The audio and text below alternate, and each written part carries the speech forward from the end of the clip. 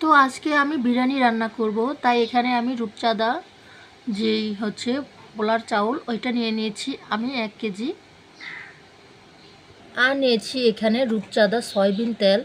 তো আজকে রূপচাঁদা সয়াবিন তেল এবং রূপচাঁদা পোলার চাউল দিয়ে বিরিয়ানি রান্না করব।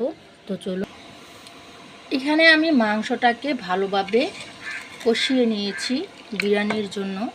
এরকম করে গাজর এবং আলু এখানে আমি কিছু অ্যাড করে দিয়েছি। আমার বাচ্চারা আলুটা খুব পছন্দ করে, তাই।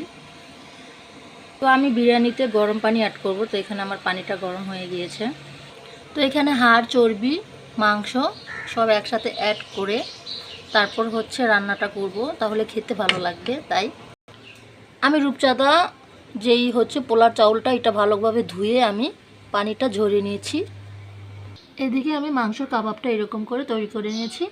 আর নিয়েছি রাঁধুনি বিরিয়ানির মশলা। তো এখানে আমি তেল এবং ঘি দিয়ে দিয়েছি পেঁয়াজ, ধরনের মশলা, তেজপাতা আর আদা বাটা এখানে দিয়ে দিলাম। আর দিয়ে দিচ্ছি মটরশুঁটি, দিয়ে পানি ঝরে রেখেছিলাম পোলার চালটা দিয়ে দিচ্ছি, দিয়ে ভালো করে ভেজে নিচ্ছি। এরকম করে আমি চালটা ভাজা করেছি আর মাংসগুলোকে এনে ঢেলে দিচ্ছি করে। তো এখন পানিটা অ্যাড করে নেব, দিয়ে জলটা দিয়ে দেবো। এরকম করে আমি ভালো করে ভাজা করে নিচ্ছি।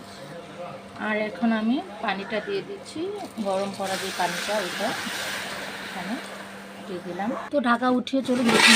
তো এরকম করে আমার বিরিয়ানি হয়ে গিয়েছে।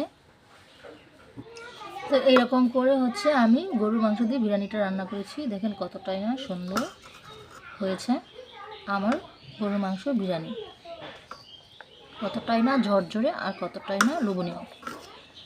তো যারা খেতে চান অবশ্যই আসবেন, দাওয়াত রইল। সবাই ভালো থাকবেন, সুস্থ থাকবেন। আল্লাহ হাফেজ।